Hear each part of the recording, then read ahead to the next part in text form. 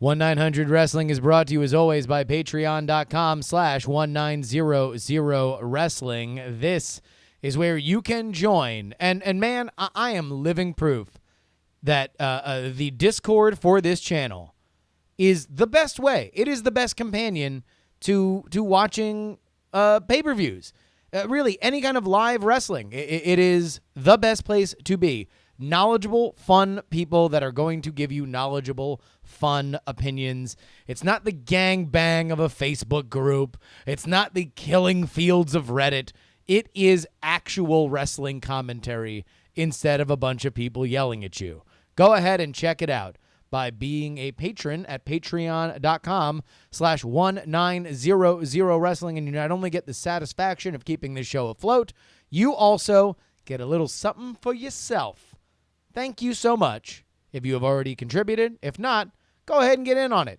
In the meantime, let's stop talking about how we do the show. Oh, what do you say we just do the damn thing? I want you to call me for all of wrestling's latest news and views. I've been around in wrestling for 35 years, and nobody knows wrestling like me. Remember the number 1-900 Wrestling! Stupid idiots. Oh, ladies and gentlemen, welcome with all the subtlety of the steel grating cage of Hell in a Cell in Detroit Motor City. It's 1-900 Wrestling. My name is Justin Robert Young. Welcome. Joining me as always from Austin, Texas, if you will, it is Willie Dills Gregory. How you doing, buddy? Dude, I'm doing fantastic. Watched Hell in a Cell at about 2 in the morning, and it was a long show.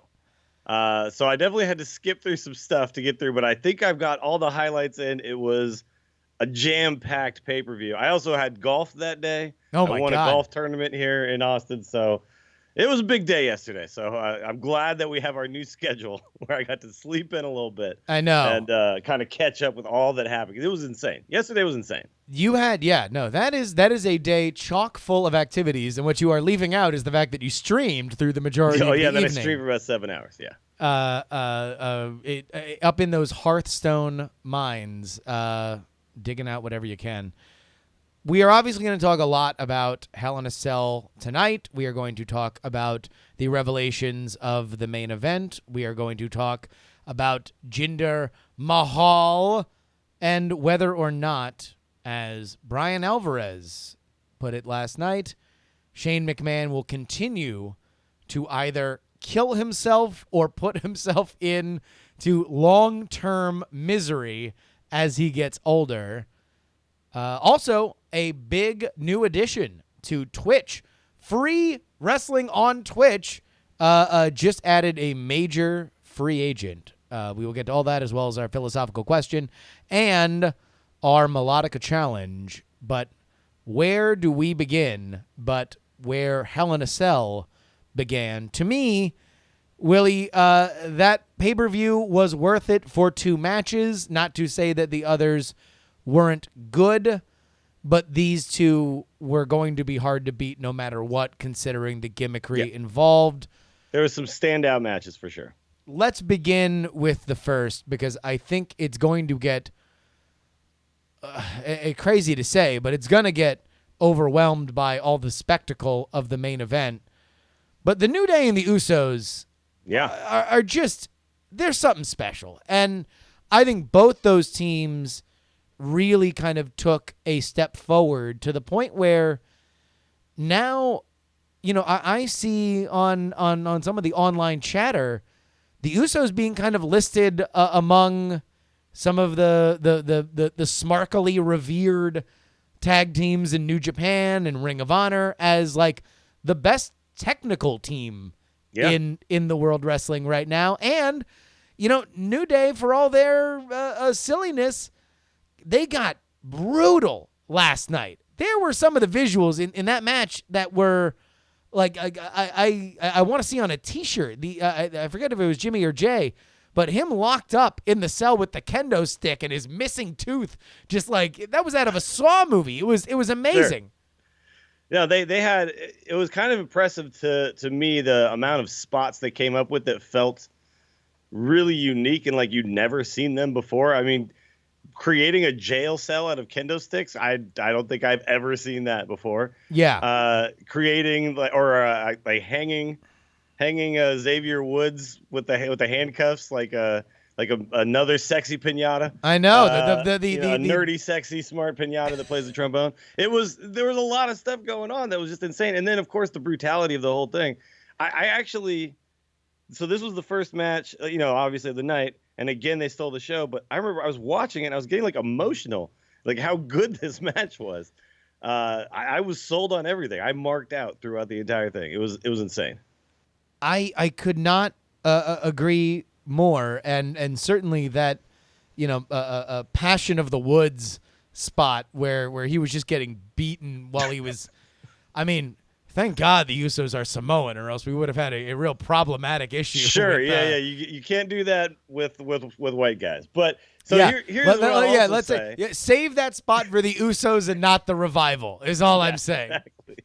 So there was like so many things that emotionally, like they solidified the Usos as this brutal heel team, in such a great way, and then also made the New Days like the New Days like the ultimate babyface after this, where Woods is saving the match while handcuffed still, and like the facial expression as he just like looks exhausted, the timing and everything was perfect. There was many things actually at last night.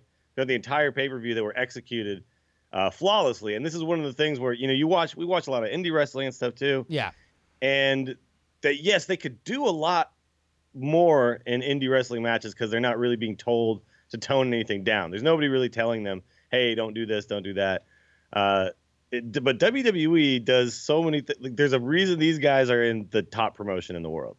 Well, like, they just do things the right way. I aside from maybe color, I don't know if there's much that they were stopped from doing last night, right? But they like, they kind of just say like, keep your move set to these things that we know people like and stuff like that. So there's not a lot of like weird random stuff that's kind of happening that you've never seen this guy do before. I mean, I guess there's definitely big spots still. Band moves and stuff like that, like a pile driver here and again, like, that's a different story.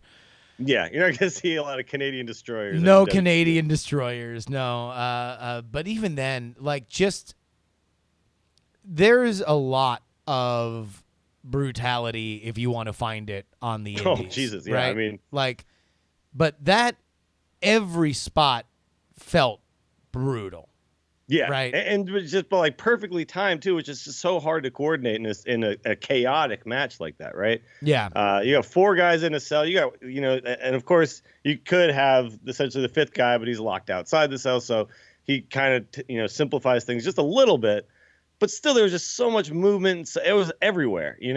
There was I could count like maybe 5 or 6 spots that just like made me stand up. I'm like trying to like kind of get ready to go to bed after the pay-per-view's over. Yeah. And I was like, I can't lay down and watch this. I have to like sit up and pay attention. This is so insane. Big E like running the Uso around the ring, like, and hitting, multiple different parts of the cage. And they were like, the announcer said like, I think the cage moved a foot. It looked like it did. Like, he dislodged the entire thing. It was insane. They found so many ways to use that structure that I've never seen before. So good on that. It wasn't just, hey, look, there's a lot to be said for climbing up and jumping off, but they found lots and lots of different ways to make that structure matter.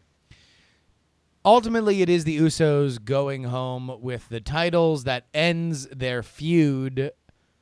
Does it really, though? Do you think it's just over now? I mean, this is a great match to go out on. They got to. I mean, we're done. Like, I don't know where they go from here if they continued, for sure. Bring it back at WrestleMania or team them up at Survivor Series or something like that. Like, we have to be done with this phase of things. Yeah, it's been going on for a long time. The thing is that, to be honest, I wouldn't mind like 5 or 6 more matches of these guys because they are so freaking good. But it's gonna get to a point where it's gonna have gone on for too long, right? So you'll always remember this one. Let me posit this here for you. This is my fantasy booking. I was almost more excited to see the New Day lose because this is my entire dream is I want to see faction New Day and not tag team New Day.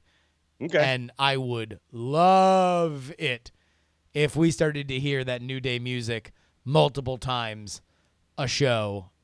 Imagine a world where Big E's in the heavyweight in the world title picture. Xavier Woods is in that mid-card, that U.S. title picture. Kofi Kingston in a newly rebooted 205 Live that is understood. Hey, if we mix in some of this star power from our other shows, imagine Kofi Kingston and the New Day playing a part on 205 Live going forward. Sure. I mean, yeah, you got Kalisto in there now too with Enzo, so makes sense to me. Also, the fact is, if this Shield thing happens, and I know they're not on the same show, but the Shield thing is like happening and it's happening soon. I would like to see them, run through. I'd like to see all the factions. I would love to see New Day versus the Shield at some point. That would be super fun. Oh my God! So, well, yeah, I there's think many things you can do with faction New Day, not tag team New Day. Absolutely. Sure, and I think it's just mixing them up and letting them. They can all come out and cut one promo and then wrestle throughout the night. Yeah, yeah, exactly. Like there's no reason why. In fact, it's the exact opposite. The most fruitful time in the company's history was when groups came out, cut big long promos at the beginning of the show, and then wrestled throughout the night. Be they the Corporation, D-Generation X, the NWO, all those. They would always begin with somebody coming out and wrestling or talking crap like that. All right, and as for the Usos, I mean, who would you like to see them wrestle going forward? Who should be the number one contender? That's tough because you look at like the match they had at the beginning of the night, and Shelton Benjamin and Chad Gable are probably what's going to happen now to them. I think there's not a lot of. It's a pretty thin roster. Well, I mean, except for the fact that the most over tag team otherwise is Breezango, but they're doing viral videos. But they're not wrestling now. Anymore. It's at this point now, the Fashion Files is literally just like how the joke now is how long can we keep it going, right? Like the joke is not even the actual jokes. It's just that, oh no, you thought we're done and we're going to reveal something? No. We're going again. We're like rebooting the whole damn franchise. And also apparently now we're rebooting the Ascension too. The Ascension is just part of it. I'm finding it pretty hilarious that they're, because now it's the 2B is the big meme that they're pushing. So, 2B, what could that be? Oh, 2B continued. Got it. Okay. So yeah, it's pretty good. I don't know. I guess it's Gable, and Benjamin. They feed them for a little while, and then maybe something happens with Sami Zayn and Kevin Owens. Well, there is a new tag team, possibly that we could talk about, but let's save that for the end. Sure. Well, no, let's save it for right now. Well, before we go, anything? The other best match of the night, right? So let's, Yeah. Well, here, was there anything else? Because we're going to spend the majority of this show talking about this final match. I mean, I guess. Well, okay, we should bring up the gender match, right? Let's talk about gender. It's definitely an interesting. It's an interesting phenomenon what's going on right now with gender, because Shinsuke is. I think a lot of people assumed was going to come into the WWE, have his NXT run, and then move up to the main roster and be a world champion pretty soon, right? They were going to make that happen pretty quickly. And then, but he kind of like came in at this weird time where I feel like they're just having fun with us at this point. They're like, I know you all want Jinder to lose, but we're not going to let that happen so easily. And now it's kind of just every show, everyone's just kind of like, okay, is it going to be this time? Is it going to be this time? Like, oh my God, they can't keep doing it, right? Yeah. But I'm actually entertained by it. I don't know. Maybe I'm in the minority here, but I'm still finding it entertaining. I mean, I will emphatically say I do not believe that Shinsuke Nakamura is being treated poorly. He's in the championship match. He's fighting competitively. The other person has to cheat, to win, even if even if there was a quote unquote kind of clean pin for Mahal last night, Mahal was still beat if it weren't for Singh clean brother. in the fact that he got, he actually, did the final couple moves, but there was still a lot of distraction elements going on, right? Well, no, he was dead until the Singh brothers ran back Yeah. down and distracted Charles Robinson again. So, Yeah. I was listening to the Pro Wrestling Sheet guys last night. They did a little live stream to go over the main event and or the whole pay-per-view. And they were mentioning that right now there's just a weird moment in time where you have the next pay-per-view for SmackDown is Survivor Series, which is a joint pay-per-view. So you don't have a lot of real estate, and a bunch of people are going to be taken up in the main match, right? So, and then past that, you're basically setting up for Mania, right? Like after that, it's Mania season, basically. That leads us through the holidays and into the beginning of spring. So you would assume, I guess that's the thing, is that a lot of people were kind of guessing, well, then now's the time that you flip the title, and then you begin to build to Nakamura AJ at Mania, which is widely rumored to be the SmackDown main event. But at the same time, who's to say that Nakamura is the one that has the title At that point. that point, right? And I mean, maybe, essentially now that both men have no titles, and that's not really a match that needs a belt on the line to. No, that one. I think if right? you're going to do the SmackDown main event at WrestleMania, which would effectively be the match to keep the Smarks happy while Roman Reigns gets coronated for a 10th time, for the millionth time, yeah. Then yeah, I think that should be, and then you make it be.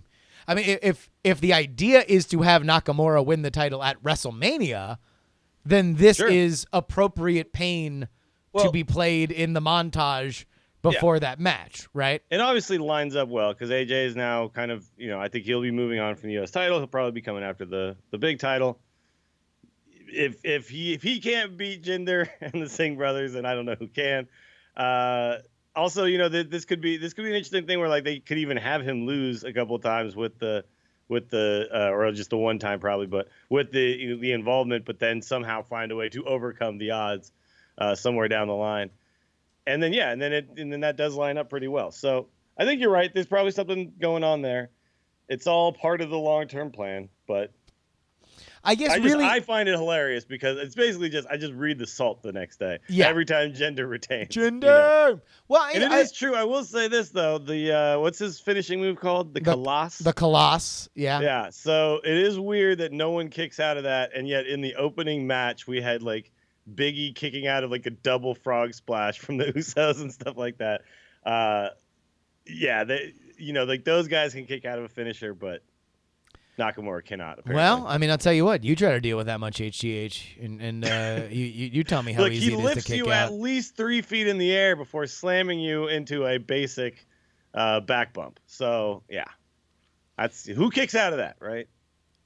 Well, let's. Super AAs, that's fine. We can kick out of those, but here's the one big thing that I will say is that I think a little bit of the frustration comes from the failure for Jinder to kind of play at a very, very high level right now with the talent around him, because it's kind of exposing him more than it's helping him. Like he's not elevating to their level necessarily. In some ways, it feels like people are being brought down to his level, right? So you're getting really slow-paced matches. And I think that, like, in ring, he's gotten a lot better. Sure. And he's helped a lot by some of the, Pyro and Ballyhoo with the Singh brothers and the big entrance, and he'll get the big gigantic dancing troupe and everything every once in a while. But I do think that there was something really. The wind was kind of taken out of the sails a little bit with some of the race stuff in the Nakamura build, and not necessarily because it was racist, because there has been plenty of racist stuff during the WWE's and professional wrestling's run in general. The bigger problem is that I don't think they know where they're going with the race stuff. Sure. And whenever you're introducing that live grenade and you don't know where you're going to throw it, I think it can very often blow up in your face. And that's what happened with the Jinder build this time, which kind of just made what should just be a straight ahead, you keep cheating, I'm going to beat you chase a little bit more complicated than it had to be. I would kind of prefer that they go kind of the Seth Rollins route with the J&J security, where they just have him act like he's just doing this all on his own. I did it, me and only me, and just instead of like coming out and doing the weird stuff with Nakamura and the pictures didn't really work, didn't land. It just wasn't very funny, and I know Jinder can be funny, but there was nothing really good about it, right? So like this build didn't really matter. And yeah, like the whole thing with, you don't like me because I look different than you isn't really working either. So it's like, just have him be, like a heel champion who always wins by cheating and just acts like that's not what's happening. Like Kevin Owens is great at that. And Seth Rollins was great at it. I think Jinder could be great at that too. He's got like the facial stuff down really well. His promos, like the way he talks, is very powerful. And then, of course, the commentary is like protecting him by saying, this is his style. He slows you down. He wears you down. He does this, and that's fine too, and that can work. Then the match can just be more about kind of waiting for him to be the opportunist and find a way to win, rather than being like, man, I wish it was someone else in there instead of him against Nakamura, because then they'd have a really good match, right? Like, I don't know. They're making it too much. That's getting exposed more than it could be. They could protect all of it, I think. Yeah. There was a moment.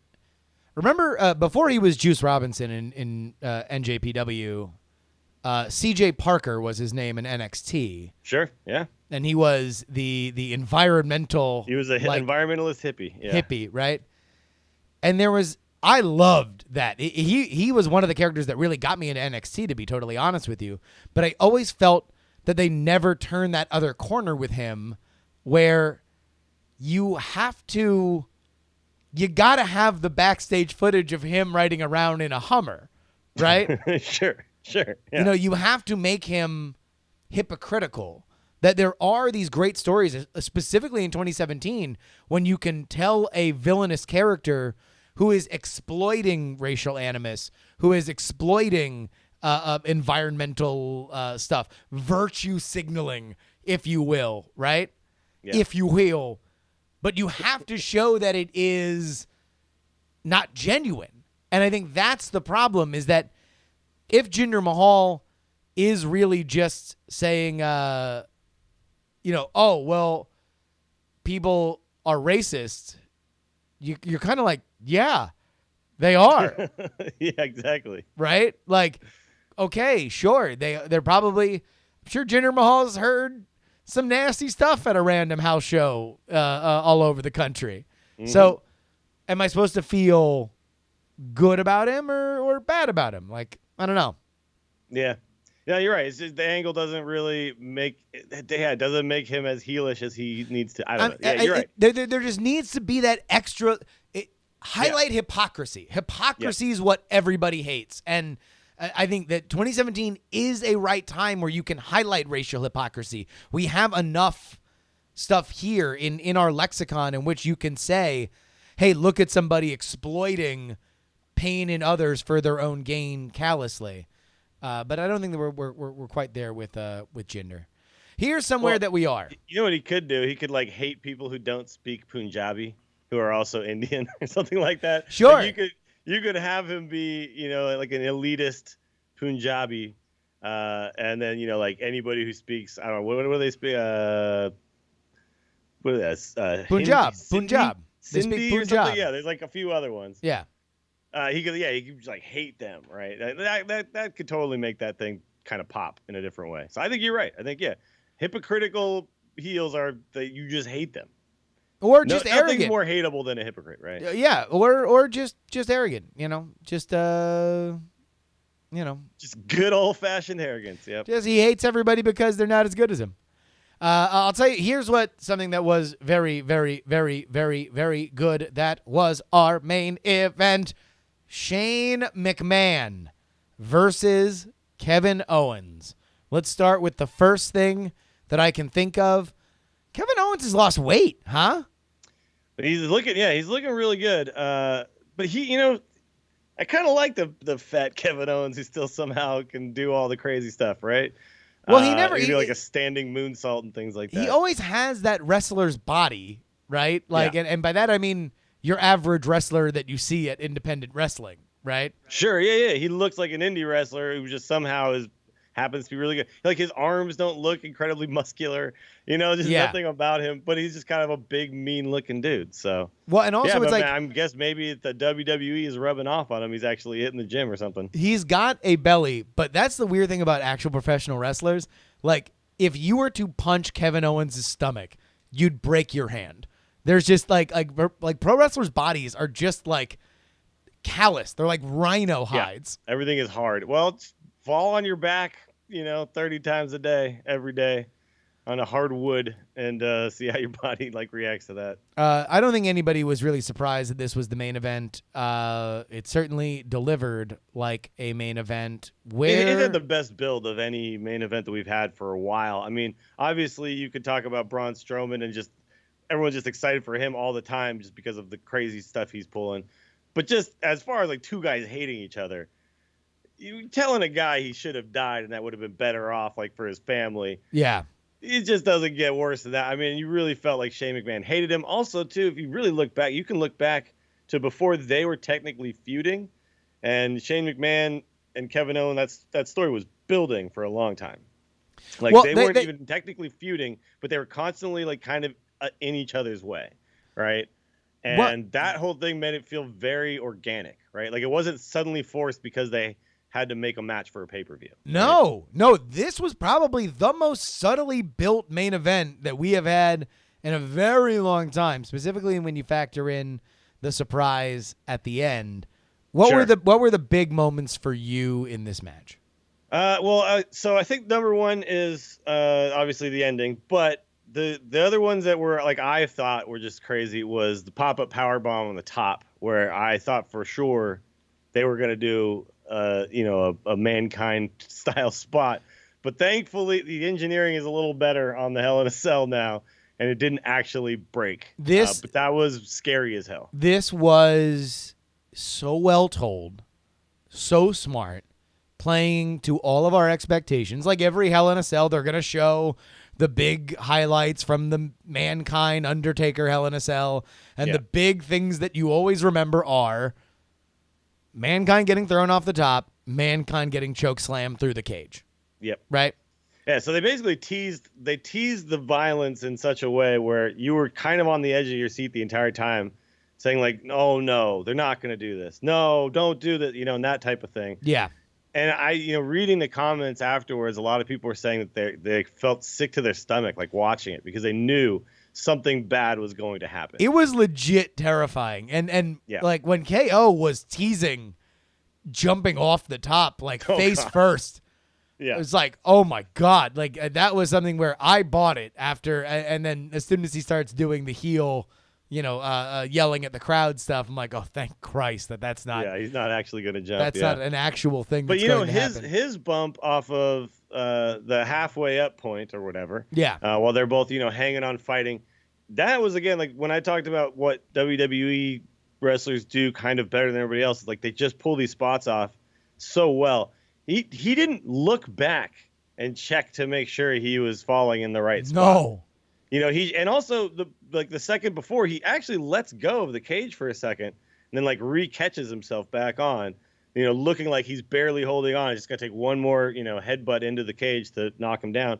And when he actually goes down, it looked like a natural, I'm just falling off, Obviously you see, if you pay attention, you watch it again, you see him twist himself so he's sideways and lands directly onto his back and stuff. So he's goddamn, what a pro, to make it look just I just hit my head. I'm dazed. I fell off the cage. Yeah. That's literally what it looked like in the moment. Anyway, I watched that spot 5 or 6 times now, and it's just more impressive when you kind of know what's happening because the talent it takes to carefully fall onto a table from 12 feet in the air is something you don't really get to practice, to be honest. No.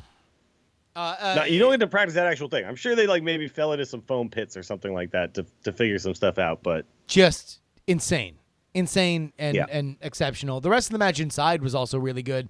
The Yeah. cannonball into the tables were amazing. We got a coast to coast. We got coast to we got coast, all sorts yeah. of good stuff. Everybody Yeah. got their shit in. But you're right. That suspense on top of the cage, where it was really them playing against history, us just remembering Mankind going through that cage and thinking, oh my God, this cage is twice as large as that one. Like somebody falling through that where you don't know exactly how you're going to hit the mat. Like that's death. Like that's not even something that you can plan for. Yeah, you see guys, jump all the time off of the top rope and just land, face first, to what appears to us, face first onto the mat where a guy moves out of the way. And you're just like, holy crap. Now imagine doing it, from 20 feet in the air. We've seen Kurt Angle, by the way, his moonsault off the top of the cage in TNA. Yeah. That's probably still like the craziest thing I've ever seen a single guy do. Yeah. And just go straight like outside of the Mankind thing, where obviously like that wasn't technically planned. So, but planned stuff like that.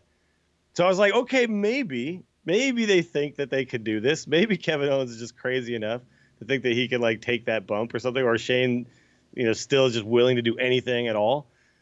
But it ended up kind of culminating in an even better moment because we had all of this like suspense going up to it. Yeah. And then when we finally get the moment he leaps off, it's equally, even though, it's probably a way safer version of what Mankind did. It's still like kind of had that. It was finally just like like that moment where you like just hand over the mouth, you gasping, you can't believe what just happened. And then an even bigger reveal. Yeah.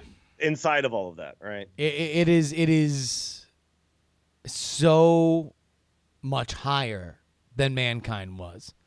Yes. It was. I mean, they made it that high so people would stop doing it until Shane came back. And Shane's like, well, I get to do it though, right? And they're like, well, you're not going to sue. So, sure, whatever. Do what you want. Big shout out to Shane. I mean, I know that there is a line of thought of like, oh, the McMahons making themselves the stars of the show. Shane, I don't remember his matches when he was a kid being this good. No, he doesn't have to keep doing this. He's 47. He could just chill out, but there's something in him that just wants to. That's the best match of his career, right? Oh, it's got to be. Yeah. There's something inside him that just wants to keep wowing everybody. And, and the thing that's crazy about it, too, is that this was part of the buildup to the match, right? Yeah. Is Kevin Owens telling him, like, because your daddy didn't pay enough attention to you, you got to jump. You go, look, Dad, I could jump off of buildings and survive. Yeah. And then here we go. It's like the whole thing, everything about this. When you talk about wrestling being the greatest art form, like this is what you're talking about. It's when you watch this. I don't think you could take anybody, even someone who thinks wrestling is stupid, and have them watch this and then not come away going, oh my God, like that you will convince anybody. If you're trying to convince somebody to become a wrestling fan, show them this match and like the package before it, and they will be a wrestling fan afterwards. There was a moment a couple Tuesdays ago when I was watching SmackDown before I had to do Night Attack, and I remember a backstage little vignette that they were doing that kind of kept looping Sami Zayn back into this Kevin Owens, Shane McMahon feud. And I remember saying in our Discord, for which you can become a member if you pledge at any level at patreon.com/1900wrestling, I wonder how they're going to pay off Sami Zayn's involvement in this feud. You kind of thought it was because they fought each other in the main event of SmackDown, and then, when he needed somebody the most, real friends. How many of us have real friends? Sami Zayn rescues Kevin Owens, plops his former friend, former enemy on top of Shane McMahon for the 1, 2. This is why we needed it to be Falls Count Anywhere 3. And by the way, let's just say this is how the Undertaker match should have ended at WrestleMania 32. No need to get back into the goddamn Sure, yeah. After that, back we into did the not need ring. to go back in there and have Somebody another just 5 pinned minutes of somebody on fake the punching. outside. An attack spot. Yeah, that was all unnecessary after that. No, this was insane because the way the camera work was done, it just looked like Kevin Owens got out of the way. Yeah. Right. It looked like just a normal, like the Undertaker rolled away during the Hell in the Cell match with Shane last year, and it looked like Kevin Owens just rolled out of the way. By the way, if you watch really closely, like the slow mo, it was almost a disaster. Kevin Owens literally is like a moment away from him landing on his neck. No, right? Because he actually gets up, like on his, sits up and then is pulled forward. I've got happening. Shane is coming down. I've got my own loose change conspiracy theory. I think that Kevin thought Sammy waited too long because he got up early before Sammy started pulling his arm. Yeah. And then Sammy pulled his arm and that was it. But I think that's a hard timing. That's a hard timing to get right, and you don't have a lot of chances to practice it. Like I said before, you basically have one shot at pulling that. And off, by the way, if you've seen any of their stuff in Ring of Honor, they want to get the most out of everything. They will risk everything for the moment. And holy shit, did they? Yeah. So, the camera work made it so that you didn't see Sammy there at all. And then they start showing the replay, and you're like, wait, what?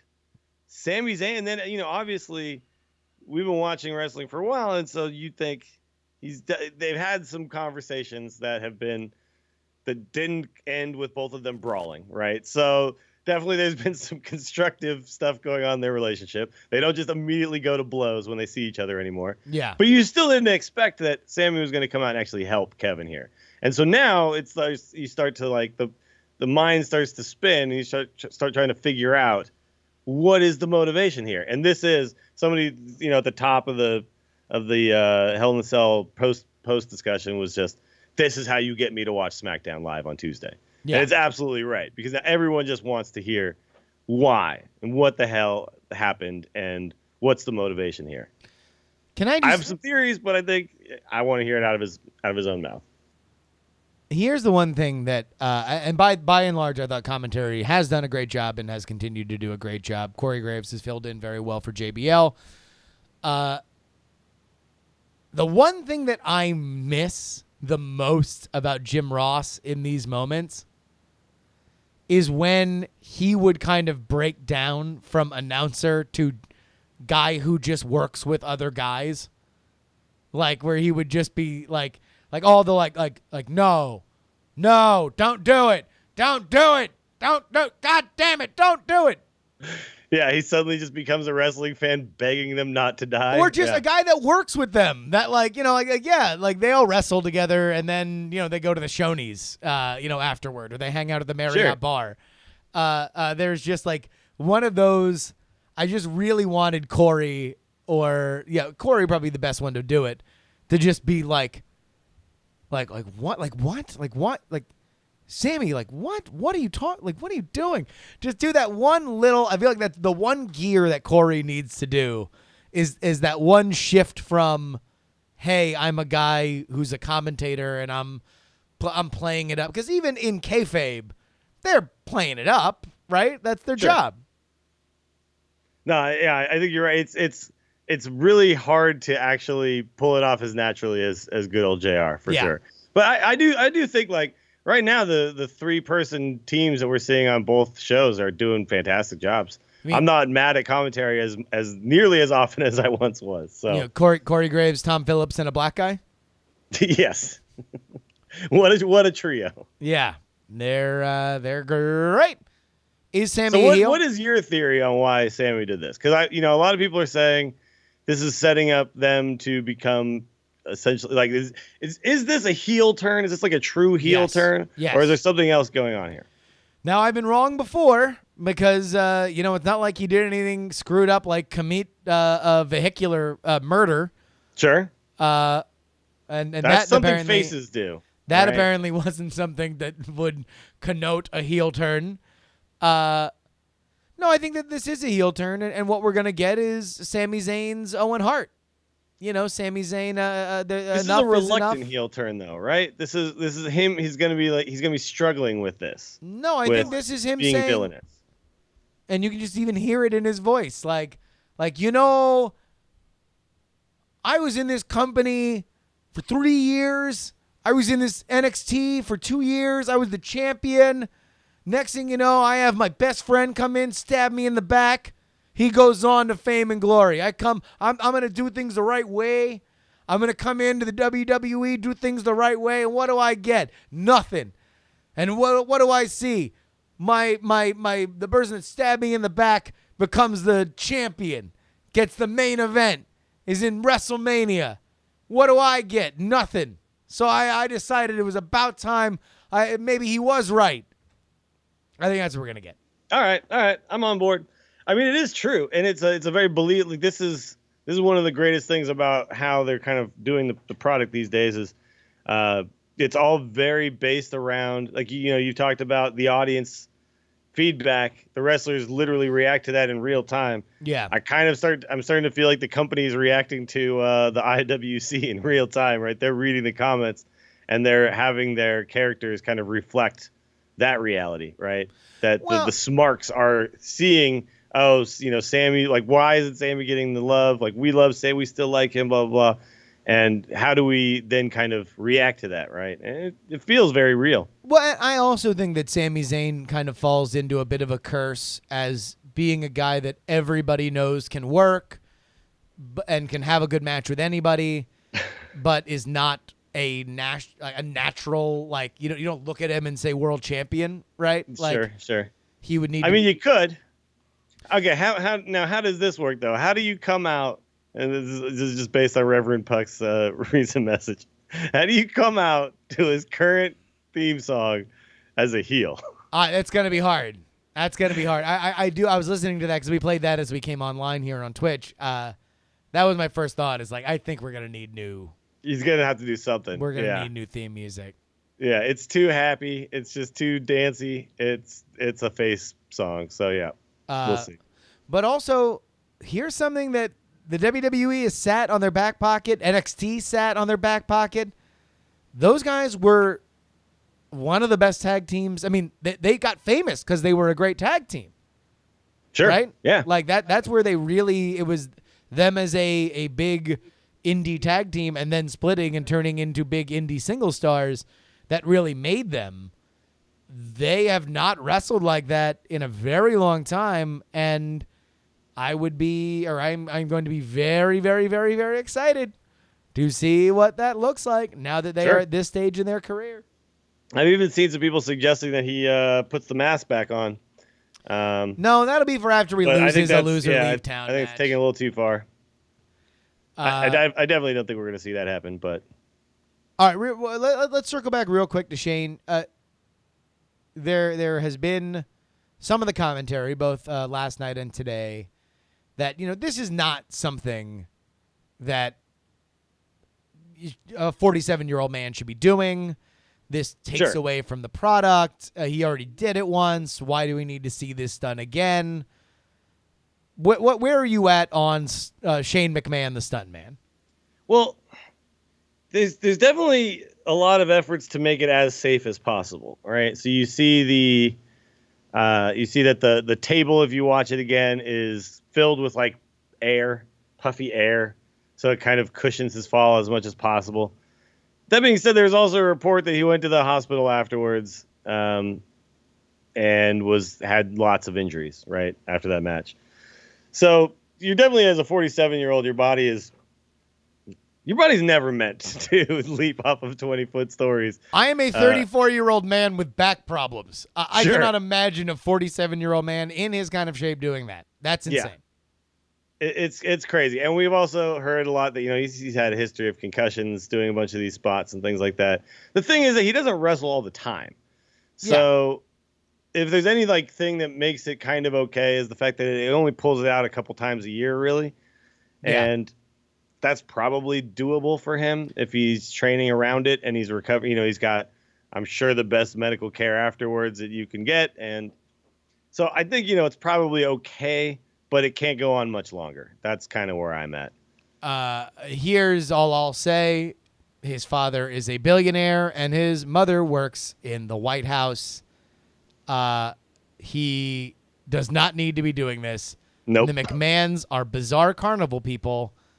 That's all I have to say about that. Yeah, it sounds like a lot of the wrestlers were hurt after this pay-per-view, just to be fair. So it's not like necessarily, what he's doing isn't like it is so much crazier what everybody else is doing. I mean, obviously it is to a certain extent, but I think he knows what he can and can't do at this point, right? He's been doing it for such a long time. I don't think we're going to see him like suddenly go 40 feet in the air and things like that again. I think, he's kind of like, this is the max I can do. I'm going to do this. And maybe he'll surprise me. I don't know. But I understand the concern. I just think this guy's obviously making this choice on his own. And they're doing everything they can to make it as safe as possible. I will say those two matches last night were two of the best Hell in a Cell matches that I've ever seen. I think it will be hard to top them. That's it. It was really good. I mean, what are you gonna say? It was awesome. I'm looking forward to see what the ratings are for all these matches. I'm expecting that we're gonna get some pretty high stuff going on. Yeah, Meltzer already poo-pooed the idea that the New Day Usos match will be a 5. I don't expect him to give anything a 5. Yeah, he said, if I give that a 5, I'll have to give 250 other matches this year a 5. Okay. I don't know if there's 250 matches this year that equal that one, but all right. He really likes his fake finishers and his back and forth to finish the match. So, there's no Tokyo Dome, exactly. All right. Let's get out of the cell and go out to the rest of the wider world of wrestling. Obviously, we stream here on Twitch, twitch.tv/Justin R. Young. We've talked quite a bit about some of the other promotions that stream here for free on Twitch, including Wrestle Circus, Hood Slam, and more. A new name added to that, apparently from the horse's mouth. This is from New York City Comic-Con this weekend. One of the ECW originals, Tommy Dreamer, announcing that he has signed a multi-year deal with Twitch to bring his House of Hardcore promotion to the platform. Are you familiar with Tommy Dreamer's House of Hardcore promotion? I've not actually watched it, but I do know of it. And I know that like one of the jokes about it is it's like his excuse to be in the main event. Because I think he's in every single main event that they do, right? But they do a lot of shows a year, right? They do multiple shows every year. Yeah, as far as I know. I don't know offhand, but I wouldn't be surprised if it was right now, anywhere between 8 to 12 shows a year. The one big thing about it is that he's been around so long and has so many connections that you do wind up getting a lot of bigger names. This is going to be the place. I'm actually looking at it right now, and you've got Sammy Callahan was in the last main event versus Jeff Cobb. And MVP Jake Hager and Tommy Dreamer. MVP Tommy Dreamer, the Squad. MVP Jake Hager, Tommy Dreamer. The Young Bucks, Billy Gunn and Tommy Dreamer. Okay. Cody Rhodes has done it. Penta. Yep. Phoenix. Broken Matt Hardy. Rhino, Ethan Carter, EC3. So yeah, absolutely. Some big names for sure. I think it's going to be great. There's a ton of big names that I think an average audience from Twitch will be very excited to see. So, look at this. House of Hardcore 14, May 7, 2016. Bobby Roode versus Eric Young. Oh, wow. Look at that. Yeah. Kind of want to watch that match. Hopefully they'll upload a bunch of their old shit too. That'd be just great to have. Yeah, absolutely. This is just fantastic news as far as I'm concerned. To continue to just more and more promotions, I think jumping on this bandwagon is just going to get everyone else to start doing the same thing. And we can move away from, the indie shows having their own pay-per-view type service thing. It's just hiding eyes from them, right? And let's just open it up. Let's get everyone to see these people because there's so much good talent out there. Yeah, and God knows where programs or stuff like Flow Slam is going to be when they're suing, their partners for $1 million. That's not necessarily indicative of a healthy business. How about this one? War Games coming to NXT. Their Houston takeover will now be TakeOver War Games. The ultimate way that WCW could figure out who would fight the Horsemen now comes to NXT. Now, you were you much of a WCW guy? Do you have fond War Games memories? At the time, that the whole Monday Nitro and Raw battle was definitely one of the periods of my life where I was super into wrestling. So I did watch quite a bit of WCW as well at that time. But I definitely always favored WWE or WWF at the time. Yeah. So I watched a lot of Goldberg matches because who didn't? And I'd flip back and forth and stuff like that. I always, when the whole NWO thing was going on, obviously, like everybody was kind of paying attention to that. But War Games isn't like some super fond memory I have necessarily, but it was one of the things that was super weird that was being tried. And I think I've heard that they're going to be doing the multiple ring thing potentially. They will. Two rings, not three, but two rings will be put together in the Houston area. Let's go ahead. By and the way, take a Houston look. is 2 hours from me, and tickets are not on sale yet. But I'm going to look into this. This is intriguing me. It's so close. 2 hours. That's what. That's the Survivor Series weekend. Yeah.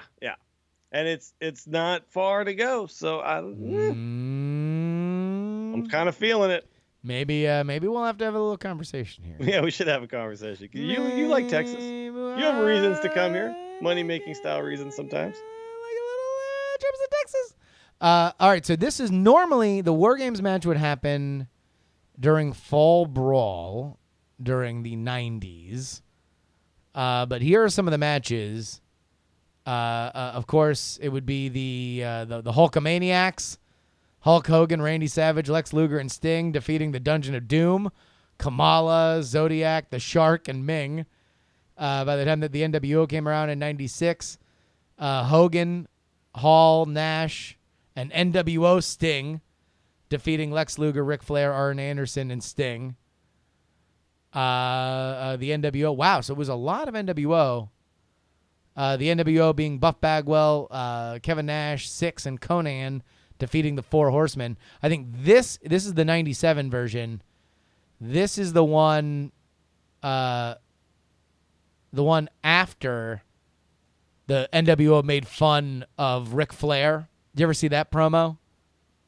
Don't think so. Doesn't ring a bell. No. Sorry, not Ric Flair. Arn Anderson. Arn Anderson had to retire. That makes more sense. Arn Anderson had to retire, and so they came out with like Arn Anderson. Kevin Nash played Arn Anderson as this like bumbling old drunk and shit like that. It was awesome, really, really great. I'm wondering, so do we know what the NXT matches are going to be for this? Yeah, this will be a 3-way match where it's Sanity versus tag team stuff, right? Yeah, so Eric Young, Wolf, and whatever his butt is, but they're the champions. Big Damo, yeah. Versus the Authors of Pain and Roderick Strong versus the Undisputed Era, Fish, O'Reilly, and Adam Cole. Adam Cole, baby. Baby. Right. That sounds fantastic. So I'm looking at War Games history, and wow, this really went all the way back to like NWA times. Yeah. And then Dusty WCW Rhodes, revived it then, right? A Dusty Rhodes creation. Yeah, it actually says here he watched Mad Max Beyond Thunderdome and was like, okay, we should do this. This was and initially just a way to kind of do a big faction blow off kind of thing. Sure. Yeah, dude, this sounds fantastic. Just the spectacle of it. I would love to be there in person for this because I think this is one of those things that probably comes across in real life a lot better than it ever could on TV, right? To see the two rings, to see I'm curious to see how the whole setup's going to be. Are they going to do a big cage around it? Are they going to do that type of thing, or is it just going to be the two rings? Just sounds Oh awesome. no, it's got to be the big cage. Got to be the big cage. It has to be, right? Yeah. All right, Willie, what is our philosophical question for the week? So I got kind of a small one because I knew we had a lot of stuff to talk about. Yeah. So and I was intrigued by our conversation last time about IRL kayfabe. Yeah. And so part of that is, and also there's been all of this talk recently about entrances, because Dolph Ziggler is basically his theme is, I don't have an entrance now, right? Yeah. Like, he literally turned his music off to come out for his match against Bobby Roode. And that was the theme. So I kind of want to talk about IRL entrances. Like, people make these, wrestlers, like, this is a big deal in wrestling. But are you a person who tries to enter a situation in a certain way? Is it something that you find yourself thinking about considering? Like, let's say you're on your way somewhere. Do you think about, what you're going to do on the way in? Oh man, usually yes, but it's mostly because I'm late chronically. Okay, so I'm trying to figure out a way that I can deflect the tension that I've obviously created away by from the being lateness? late. Well, there you go. I mean, that's right there. Like, that's an entrance that has a use, right? It's useful. I will say, one of the best actual wrestling entrances that happen in real life, the president on the way to give the State of the Union. Oh yes. Where everybody's just milling about, and then the dude runs in and he's like, Mr. Speaker, the President of the United States of America. And then he makes the walk in and he's shaking hands. That's probably the best wrestling entrance in real life. So I used to have a friend who every time he would come to or leave a party, he made it just the biggest effort I've ever seen anybody ever do. He would walk around every single person, shake their hand, and ask their name, and say "Hi, nice to meet you." It was crazy. Oh my God! And then he would leave, and he would do it again. He'd be like, "It was really nice to meet you." And if he didn't remember the name, he'd ask it again. So he'd just be like, "I'm sorry, I met a lot of people. What was your?" And then he would actually, but he remembered a lot of people's names. He made it. I don't know if you're like me. Sometimes people will say their name to me, and I literally didn't even pay attention to it. Right? No, I'm not even pressing record. I immediately just tuned out as soon as they started to say it. He made this crazy effort, and I was thinking about it the other day, and I remember a bunch of times he would leave, and it would make an impression on people. People would be like, "Oh man, who was that guy? That guy was awesome," and people would remember him. And so I assumed later on in life when he would run into acquaintances, it was a totally different story than what happens to me, where I'm like, "Hey, you're the guy from the thing," and okay, sure, thing. Yeah. He would probably remember them, and they would definitely remember him because he made that impression. I don't do it, and I've never even thought about it as being something I should focus on. Right? Oh man, yeah. But man, making an entrance is absolutely a way to make you memorable. Dolph Ziggler should do that. He should just come down and just shake everybody's hand, and then on the way out, shake their hand again and remember their name. Yeah, he's making more. It's less about the entrance and more about the person. More about networking. Smart. It's interesting. I don't think a lot of people actually pay attention to this, but in wrestling, it's such a big deal. The entrance, right? And so I don't know. There's a little part of me that kind of wishes that maybe it was something I did focus on at certain points in my life, and maybe I could make a big entrance. You want to know? I'm lying. I definitely do finger guns. Guns. All right. If I'm coming into a place and people are like, "Hey," I definitely Now, how about the exit? Because I'm closer to a heel who just chicken shit won a title when I leave a place. Oh, are you an Irish goodbyer? I'm a guy who just disappears. Yeah. Everyone just goes, where did Dills go? And I used to always have an argument with my ex because she was like, I'd be like, all right, let's get out of here. And she'd be like, we gotta say goodbye to everybody. And I'd be like, oh man, we're gonna be here for another 25 minutes walking around saying goodbye to everybody, making fake plans that we're not gonna do. So I definitely adopt the grab the title and run. I roll out of the ring and a beeline, and then maybe take one more look at the carnage before I head back behind the curtain. Yeah, I always admired the Irish goodbye folks because it does save a ton of time, and very often it does. There's a certain amount of guilt that you have to be able to deal with, though. I think. Very often there's just not a lot that is even done by the goodbye at the end. Yeah.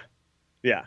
I mean, that's my argument. It's like you say goodbye to people, and then ultimately somebody will say like, hey, we should do this thing on that day. And then you're kind of roped into maybe saying yes at a moment in time when you don't have, your date book out and you can't really confirm if that's a realistic thing. Yeah. So yeah, but it does depend. If I'm just at like a small gathering with a lot of close friends, I always give some hugs out and say my goodbyes. But if it's like a big party and lots of people are there and a few people I really care about, I'm not like, I need to make a circle and say goodbye to all these people. It's just interesting. I find the entrance and exit points in life.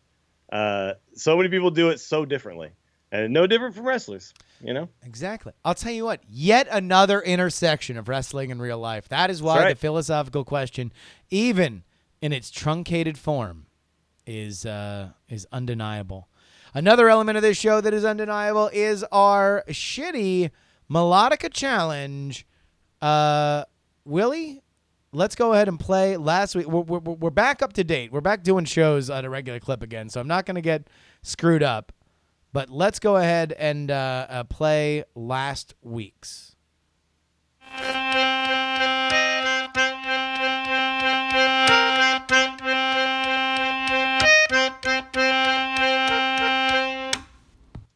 So I was nowhere near this until you gave a bit of a clue. Okay. Pay attention to the timing. And then I think you even used the term Native American in there. And so I didn't actually go look, but Tatanka would be the closest guess I have. We've actually already done Tatanka. Ah, okay. And you're right. We have done Tatanka already, haven't we? We have done Tatanka. I admit I didn't do any research. I didn't go back and listen to it. We normally don't play the real themes, but I need you to listen. All right. To the real theme here.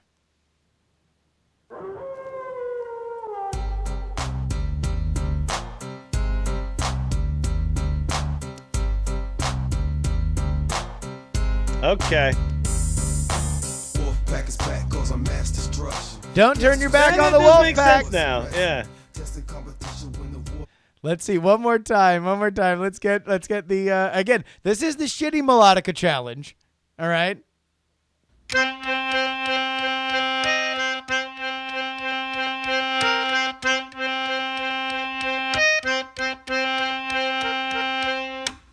I still think he should have had some sort of wolf at the very beginning. Yes, some shitty wolf sound. Yeah. Oh man, I'll tell you what. I still do love the NWO Wolfpack theme. Don't turn your back on the Wolfpack, Dills. You might end up in a body bag. It's true. Was it actually what's his name rapping, by the way? Was it Conan? Oh, I don't know. Who rapped? I remember there was a lot of that. There was a lot of wrestlers doing their own vocals at the time. And I guess Conan was an original. To me, he was like not on the NWO Wolfpack track. Okay, all right. He was to me like the guy that was like that. He was more the Wolfpack than a lot of people to me, honestly. Oh no, that was the Filthy Animals apparently that he rapped. Okay, that makes sense. All right, because the Wolfpack rap is actually pretty. It's pretty like on beat. Oftentimes you can tell when it's the wrestler because it's a little. You're like, it's not a pro rapper. Yeah. Yeah. All right. Although shout out to Rocky Romero, he did another Roppongi 3K oh track. God, it's really good but really bad. Yeah, really good. Like I don't know. He's not he's a wrestling rapper for sure. Yeah. Yes. It's like remember the NBA's best kept the NBA's best kept secret. Yeah. Yeah, he's not a rapper who wrestles. He is a wrestler who rapped. There you go. Man, we should do you remember the text I sent you where I was like, okay, so the Tempura boys are out here right now. Yeah. Now apparently they're up Pingy 3K. And I'm like, I like this a lot better. This is a lot better than the Tempura boys. Yeah, the Tempura boys. I could not really get behind that one. All right, here we go. This is this week's Shitty Melodica Challenge.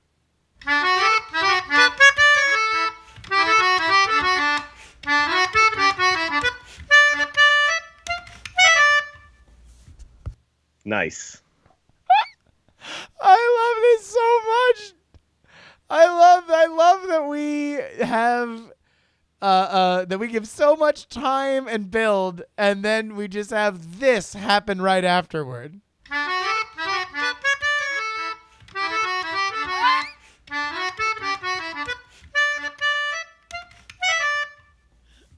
It's awesome. It's great. Oh, it sounds like an old sea shanty. All right, everybody. If you want to know for sure what is the Melodica Challenge each and every week, you will get not only the answer but also the downloadable MP3 if you are a patron at patreon.com/1900wrestling. Willie, what do you got going on this week? Mostly just streaming. So just come on by, check out twitch.tv/WillieDills. And if you are interested in the Twitters, it's at WillieDills. Tell you what, But folks. that's pretty much it. Just lots of Hearthstone. You can go ahead and follow me at Justin R. Young everywhere you might find. If you want a list of everything that I do on Twitter, that is all the podcasts, all the live streams, updated as they are, then go ahead to Jury Megafeed, Jury Megafeed, FEED on Twitter. And if you want to watch us live, go ahead and check us out 3 p.m. Pacific time. That is 6 p.m. East Coast at twitch.tv/Justin R. Young.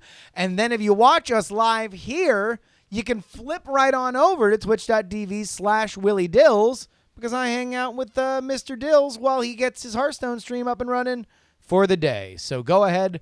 It's about as fun as you can have on a Monday before Raw. I think that's pretty much it. Anything else, Willie? No, that's it. Just come on and we're gonna. I'm curious to know what you think of a deck that I was playing recently that worked pretty well using a card called Pilfered Power. So come on over and join us there in a second. It's gonna be pretty fun. Nice. That about wraps it up for us.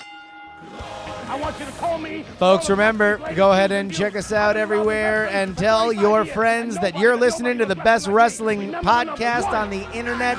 Go ahead and check us out. Until next week, be dialing, idiots. They call me Hara. If you smell what the Rock is cooking. And his name is John Cena.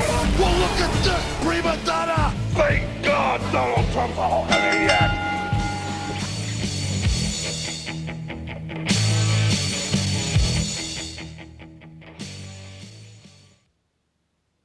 Diamond Club hopes you have enjoyed this program. Boom. All right, folks. Well, Willie, you go ahead and get out of here, and I will join you on your channel. Yep. I'm getting set up right now. All right, man. Peace out.